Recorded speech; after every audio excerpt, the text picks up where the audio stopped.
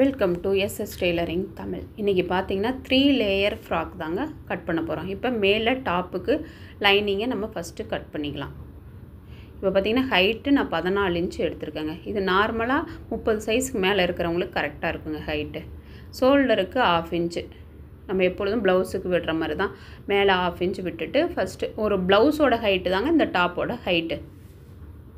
கீழே 1/2 inch join பண்ணுறதுக்காக மேலே 1/2 இன்ச்சு கீழே 1/2 இன்ச்சு நான் விட்டுவிட்டேன். அதுக்கப்புறமா கழுத்து அகலம் இதோட சைஸ் பார்த்திங்கன்னா 32, அதனால் நான் 2.25 வச்சுருக்கேன். ஷோல்டர் பார்த்திங்கன்னா 2.5. அதுக்கப்புறமா நம்ம ஸ்லீவ் ஜாயின் பண்ண 1/2 இன்ச்சு. இப்போ மொத்தமாக எனக்கு பார்த்திங்கன்னா 5.5 கிட்ட இருந்துச்சுங்க. நான் 5.5 தாங்க ஆம் ஹோல் வைக்க போகிறேன். ஆம் ஹோல் உயரம் அந்த மேலே அளவுக்கு விட்டது கீழே இருந்து தான் நான் வச்சுருக்கேன். 5.5 இன்ச்சு வச்சுருக்கேங்க. இப்போ பார்த்திங்கன்னா இது ஸ்லீவ் வந்து லைட்டாக பஃப் வச்ச மாதிரி ஸ்லீவ் வைக்க போகிறேன். அதே அளவு இருக்கான்னு நம்ம பார்த்துக்கிட்டு இப்போ நம்ம ஆம் ஹோல் வரைஞ்சிக்கலாம். அதுக்கு ஃபஸ்ட்டு நம்ம பாடியோட அளவை மார்க் பண்ணிக்கலாம். இப்போதைக்கு நான் கழுத்து அகலத்தை மார்க் பண்ணுறேங்க.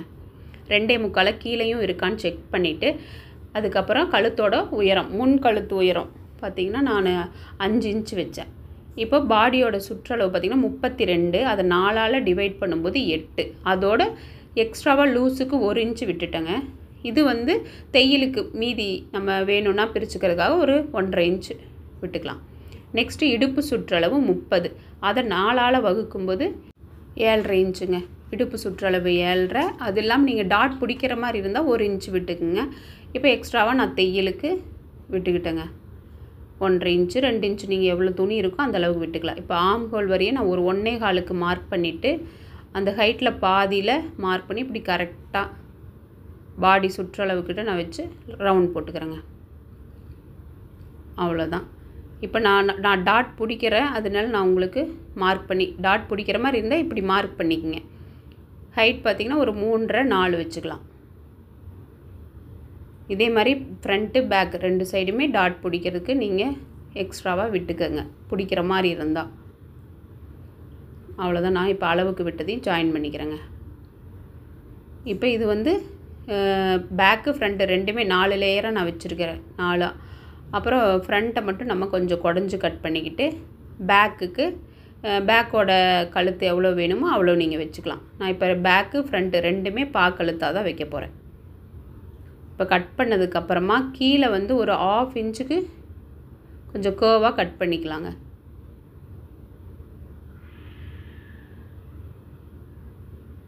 கொஞ்சம் பிசுறு மாதிரி இருந்தது, நான் அதை கட் பண்ணி எடுத்துக்கிறேன்.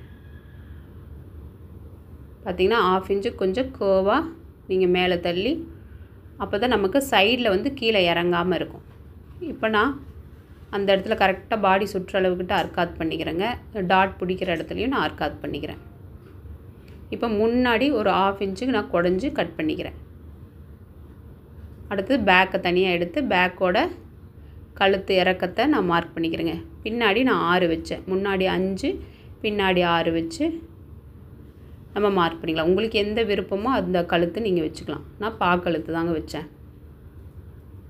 இப்போ பார்த்திங்கன்னா இடுப்போட சுற்றளவை தகுந்த மாதிரி கீழே நான் உள்ள லைனிங் வச்சுக்க போகிறேங்க. நீங்கள் பேக் பார்ட்டோ ஃப்ரண்ட் பார்ட்டோ எது எடுத்து அதோட கீழே இடுப்பளவு எவ்வளவோ அவ்வளோ கரெக்டாக குறிச்சிக்கிட்டு தையலுக்கு 1 இன்ச்சு நீங்கள் வச்சுக்கிட்டிங்கன்னா போதுங்க. கீழே நீங்கள் அப்படியே கேர்வாக நீங்கள் அப்படியே நேராக வளைச்சி லைன் போட்டு எடுத்துக்கோங்க. இது எனக்கு நான் 2 மீட்டர் எடுத்தேன். இதுவே எனக்கு பாடிக்கு போக கீழே லைனிங்க்கும் எனக்கு கரெக்டாக இருந்துச்சுங்க. லைட்டாக கீழே மட்டும் கொஞ்சம் கேர்வாக கட் பண்ணிக்கங்க. அவ்வளோதாங்க. இப்போ லைனிங் ரெடி ஆகிடுச்சு. மெயின் பீஸை நம்ம அப்புறமா கட் பண்ணிக்கலாம். இது 3 லேயருங்காட்டி நம்ம எவ்வளோ இருக்குது துணி இருக்குதுன்னு பார்த்துட்டு கட் பண்ணிக்கலாம். இப்போ மெயின் பீஸில் வச்சு நான் லைனிங்கை வச்சு மெயின் பீஸை நம்ம கட் பண்ணி எடுத்துக்கலாம். ஒரு 1/2 இன்ச்சு நீங்கள் விட்டே கட் பண்ணிக்கங்க. ஒரு சில துணி கொஞ்சம் வலுவலுன்னு இருக்கிற துணியாக இருந்தால் உங்களுக்கு தைக்கும்போது கொஞ்சம் முன்ன பின்ன இருக்கும். அதனால் கொஞ்சம் 1/2 இன்ச்சு நீங்கள் தள்ளி தைச்சுங்க. இது கொஞ்சம் எம்ப்ராய்டிங் கிளாத்தாக இருந்துச்சு. உங்களுக்கு காட்டனாக இருந்தனால எனக்கு ஸ்டிஃபாக நல்லா இருந்துச்சுங்க. இப்போ பார்த்திங்கன்னா பேக்கு ஃப்ரண்ட்டு ரெண்டுமே 4ஆக மடித்து நான் எடுத்துக்கிட்டேன். இப்போ ஸ்லீவ் தாங்க. ஸ்லீவோட ஹைட் பார்த்திங்கன்னா நான் 9 10 இன்ச்சு வைக்கிறேன். அதுலேருந்து 1/2 இன்ச்சு தையலுக்கு. இது வந்து நார்மலாக நம்ம எப்பொழுதும் ஸ்லீவு குறிக்கிற மாதிரி குறிச்சிக்கிட்டு அதுக்கப்புறம் நீங்கள் எவ்வளோ தேவையோ பஃபுக்கு குறிச்சிக்கங்க. நான் 3 இன்ச்சு நீங்கள் அதிகமாக பஃப் வேணும்னா இன்னும் 1 இன்ச் 2 இன்ச் நீங்கள் சேர்த்து வைக்கலாம். நான் ஒரு 3 3.5 மார்க் 3 தான் மார்க் பண்ணுறேன். அதுக்கப்புறம் அதே அகலத்துக்கு கரெக்டாக 3க்கு மார்க் பண்ணிவிட்டு ஃபஸ்ட்டு நம்ம எப்பொழுதும் ஸ்லீவுக்கு வரைகிற மாதிரி நீங்கள் வரைஞ்சிட்டு அதுக்கப்புறம் அதிலிருந்து வளைவை எடுத்துகிட்டு போய் இப்படி மார்க் பண்ணிக்கங்க. கரெக்டாக எந்த இடத்துல நமக்கு அந்த ஸ்லீவ் ஜாயிண்ட் ஆகுதோ அப்போ ஆர்காத் பண்ணிக்கிட்டிங்கன்னா உங்களுக்கு ஈஸியாக இருக்குது. இப்போ பார்த்தீங்கன்னா நான் கரெக்டாக வளைவை கட் பண்ணி கை சுற்றளவு நீங்கள் கொஞ்சம் லூஸாகவே வச்சு கட் பண்ணிக்கலாம். நான் நேராக அப்படியே கட் பண்ணி எடுத்துக்கிட்டேங்க. அதுக்கப்புறமா நான் கை சுற்றளவை மார்க் பண்ணி இப்போ கட் பண்ணிக்கிறேன்.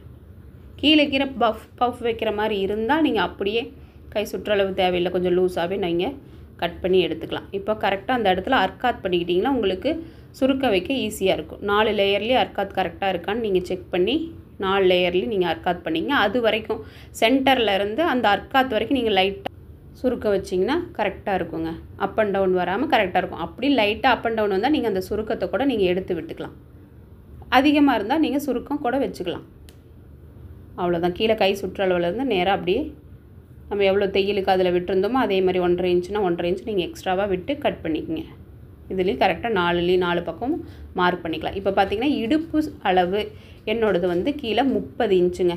அதனால நான் ஃபஸ்ட்டு லேயருக்கு இப்போ பார்த்தீங்கன்னா 2ஆக மடித்து ஃபஸ்ட் லேயருக்கு 45 இன்ச்சும் 2வது லேயருக்கு 55 3வது லேயருக்கு 65ங்க. 2ஆக மடித்து நான் இந்த அளவு எடுத்திருக்கேன். நீங்கள் சுருக்கம் அதிகமாக வேணால் உங்களுக்கு துணி அதிகமாக இருந்தாலும் நீங்கள் இதை விட அதிகமாக வச்சுக்கலாம். இப்போ மெயின் பீஸில் வச்சு நான் எப்படி ஜாயின் பண்ணுறதுன்னு காட்டுறேங்க. இதவே மிஷினில் தைச்சி காமிச்சா உங்களுக்கு போர் ஆகிடுங்கிறதுக்காக நான் ஸ்டெப்பை எப்படி தைக்கிறேன் அப்படிங்கிறத தைச்சிட்டு கொண்டு வந்து காட்டுறேன். இப்போ பார்த்திங்கன்னா பேக்கு ஃப்ரண்ட்டு ரெண்டுமே லைனிங்கை வச்சு அப்படியே நான் அடித்து திருப்பிக்கிட்டேங்க.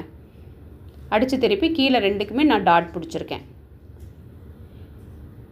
இப்போ பெரியவங்க போடுறதா இருந்தால் டாட் பிடிச்சா கொஞ்சம் நல்லா இருக்குங்க. சின்ன பசங்களுக்கு நம்ம டாட் பிடிக்க தேவையில்லை. இப்போ ஸ்லீவும் இதே மாதிரியே அந்த அர்க்காத் பண்ணதுலேருந்து நான் சுருக்க வச்சு இதே மாதிரியே 2 கீழேயும் அடித்து இப்போ ஷோல்டர் ஜாயின் பண்ணி ஸ்லீவையும் ஜாயின் பண்ணிட்டேங்க. இதெல்லாம் எல்லாத்துக்கும் தெரிஞ்சது. அதனால் நான் உங்களுக்கு காமிச்சு போர் அடிக்க வேண்டான்ட்டு நான் சிம்பிளாக காமிச்சிட்டேன். இப்போ நெக்ஸ்ட்டு நம்ம லேயராக எடுத்துக்கலாங்க. பார்த்திங்கன்னா லைட்டாக நீங்கள் பெரிய தையல் போட்டு இழுத்து விட்டுறனால விட்டுக்கலாம். சில துணி அப்படி இழுத்து விட்டாவே நமக்கு வந்துடும். கரெக்டாக நம்ம இடுப்பு சுற்ற அளவுக்கு சுருக்கத்தை வைக்கணும். எனக்கு வந்து இந்த துணி இழுக்க முடியலைங்க, எம்ப்ராய்டிங் இருந்ததுனால. அதனால் குட்டி குட்டியாக சுருக்க வச்சு இடுப்போட சுற்றளவு வரைக்கும் நான் கொண்டு வந்துக்கிட்டேன். இதே மாதிரியே முன்பக்கம் பின்பக்கம் 2 லேயராக தாங்க நான் எடுத்திருக்கேன். இப்போ பார்த்திங்கன்னா 3 லேயரும் இதே மாதிரி நம்ம ஜாயின் பண்ணிக்கலாம். சுருக்க வச்சு 3ஐயும் நான் ஜாயின் பண்ணிக்கிட்டேன். இப்போ லைனிங்கோடு வச்சு நீங்கள் அப்படியே ஜாயின் பண்ணிக்கலாம். லைனிங்கில் நான் சுருக்கமே வைக்கல, அப்படியே வச்சுருக்கேங்க. இது கால் தடிக்கி விடாமல் நல்லா தாங்க இருந்துச்சு.